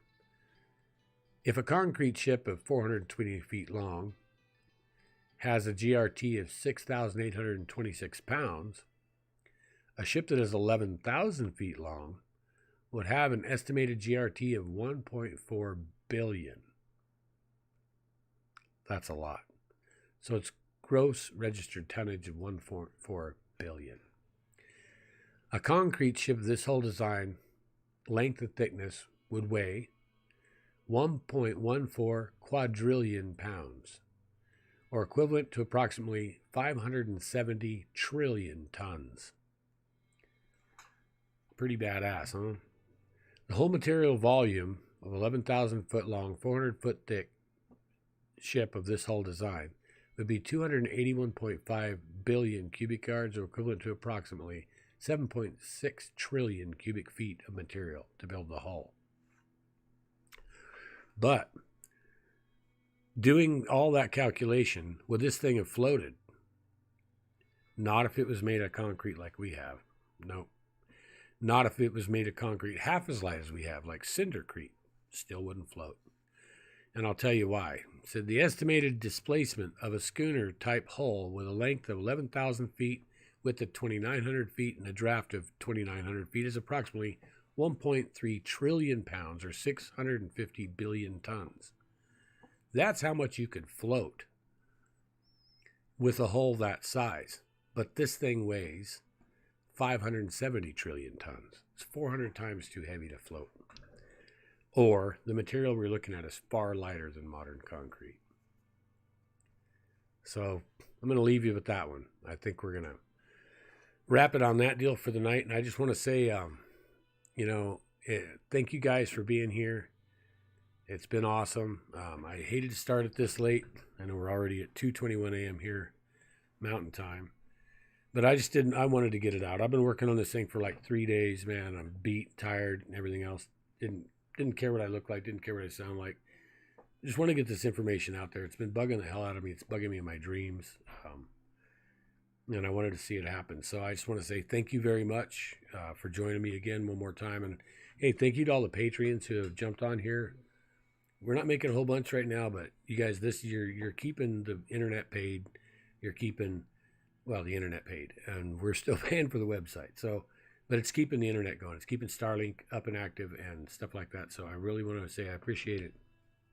If I can build this thing up and get more people on here, more channels going, whatever, more views, whatever it has to be done to get us some resources, we'll go a lot harder. We'll go full time on this stuff. So I just want you guys to know there's a lot of time dedicated into trying to get this out to you. I have a mountain of information just like this sitting in archives that needs to be dumped. I just need a bigger vehicle to haul it to the masses. So other people can't get there, destroy it, hide it, reinterpret it, put it out to the masses as crap, whatever. So if you guys will help me do that by sharing and liking, of course, but make sure your subscriptions are up. They're removing them constantly from us. I see we haven't got any during this show or whatever, but I really appreciate any likes you'll give us on this deal because it does help push it out to other people. It still works against us. Even though we're being shadow banned by part of Google, another part of Google writes us all the time and says, hey, why in the hell aren't you guys getting seen more? Monetize, do what you got to do and everything. So front door, back door type thing. But you can help with this. You guys can actively play a part in getting more people to see the information. The more people that see the information, the more I want to show it because I have a real paranoia it's going to get screwed up. I got a real paranoia it's going to get turned around and turned into something else. There's a lot more here. There's a lot more we've discovered in Egypt. Everything that I've showed you so far took me about 2.5 days to discover because I was using known forms of math and known forms of alignments, things that we use in the desert Southwest, same methodology applied to here, and this is what happens. I think I've probably, and I hope I've demonstrated that what I'm showing you cannot just be coincidence. It's not flukes. They're not natural. They're not anything but extremely impressive, highly sophisticated constructions from an extreme past. And I want to see the other guys who do the Egypt who can run over there whenever they want. And they got the tour groups and more power to them, man. I'm glad you're being able to pull it off. But hey, you know what? I've seen Luxor 100 damn times. I've seen Abydos 100 times. So have you. If you can't get the people to get you access out into these places, and I can. I know the people over there that can. I would sure like to have my hand in part of it. I don't have the life and resources to apply that. But if that ever comes to the table for someone else, reach out because I'd be right on it in a drop of a hat. So, okay, with that said, I want to say good night to everybody. It's been a wonderful, wonderful deal. I'm going to go ahead and go back through some of the messages real quick and see if we need to catch up anything. So, let's see.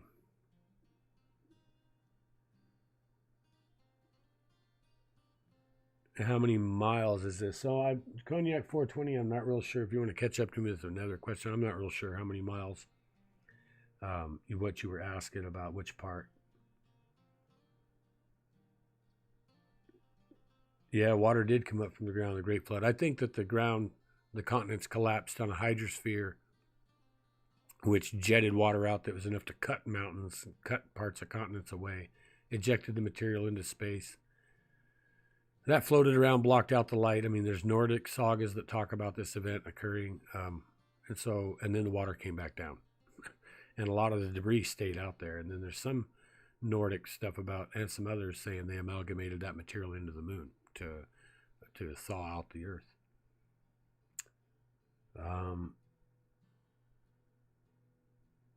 Ramil, the geoglyphs, building geoglyphs are really cool. So you're just making a wall basically in the shape of a geoglyph, but it is cool. And who in the world was meant to see stuff like that? You know, I mean, all this had to be done from the air. There's no reason to have done any of this if you couldn't have read it from the air.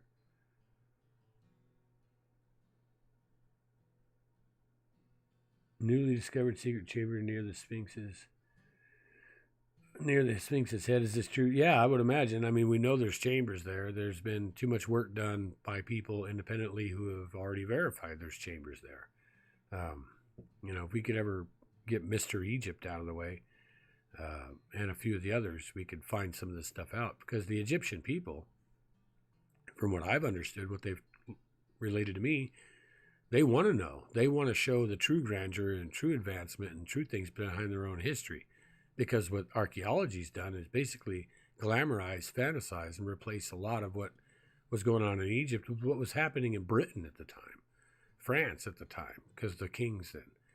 There's a good reason that all the archaeologists and everybody else was kicked out of Egypt, and the king of France declared we all got to go basically in 1880 because they were going to murder everybody because they were bastardizing everything about the Egyptian people and their heritage. This is the heritage. The heritage is space age level peoples doing amazing things far beyond what we've been shown so far. And I think it's in the best interest of the world populace, not just the Egyptians, but them primarily, to relate what's really found, because it's mind-blowing. It's so far beyond anything they're being accredited for. And it may not have been directly them. They may not be the same people, but they inherited this from these people. It is their history in that sense.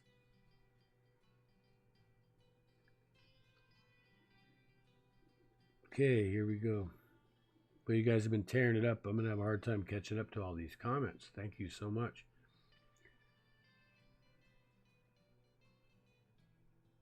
Mr. Sir, do the roof pitch in the King's Chamber make a line?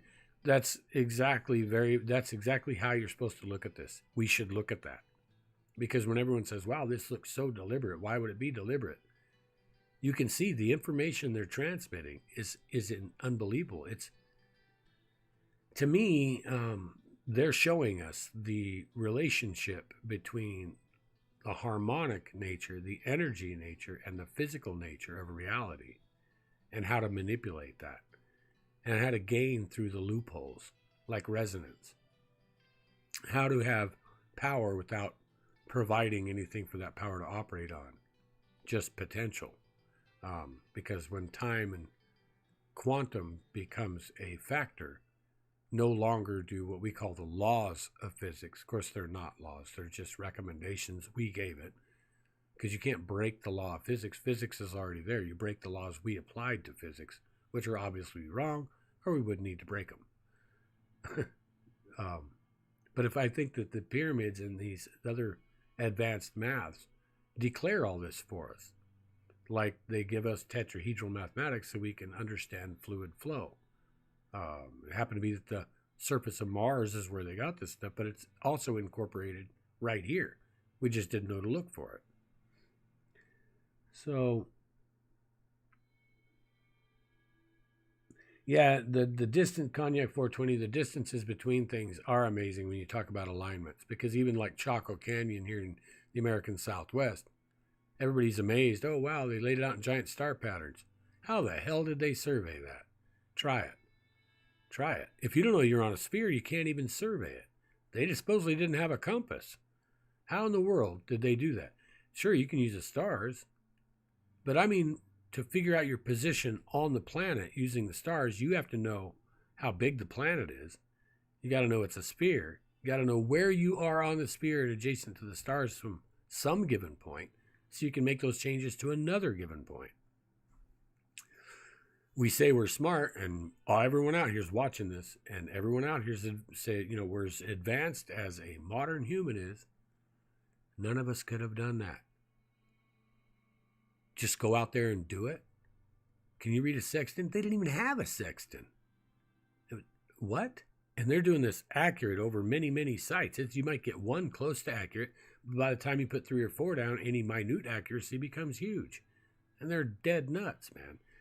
It's indicating is something far beyond even what they like to let slip out, I'll tell you that.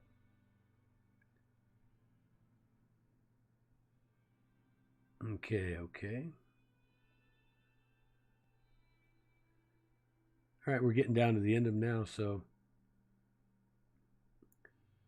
What about the Sphinx? Perhaps lion-headed man? Any news about it? No, and I really don't think it would have been. I think it would have been a lion. Because I am quite confident, along with many others, that it regards to the Leo, to the age of Leo. There's a good reason for every single bit of that, and it all lines up globally with the same date and blah blah blah. But I don't think there's a question, at least not in my mind. I think it was a lion.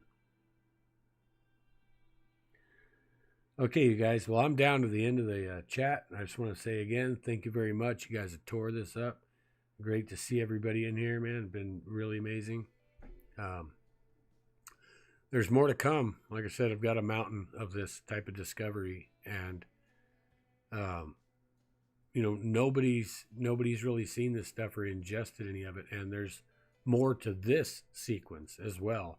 This is just really all I could lay out here in the amount of time frame that we have, and try to make some type of coherent connection and coherent example of, this needs to be looked at. This isn't a fluke, and this isn't coincidence, and this is amazing. And hey, look, how come they didn't show us this?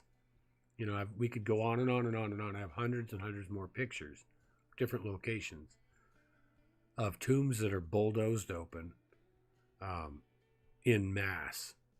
They're not telling anybody. They're cracking stuff from these ancient times, like 10,000, 12,000, whatever, pre-catastrophe, pre-cataclysm. And they're cracking these things open. And they're leaving the lids off and leaving them open. They're doing it with bulldozers. So they don't care about the archaeology. They want whatever's inside these things. And then they do all this little archaeology and pick around all over Cairo and around the Nile Valley. What's going on is 10,000 times bigger than all that, and they are doing it with bulldozers at an industrial scale. And it's time that we start really poking, because somebody's getting all that stuff, and I doubt any of it's staying in Egypt. So, okay, with that said, I'm going to say goodnight.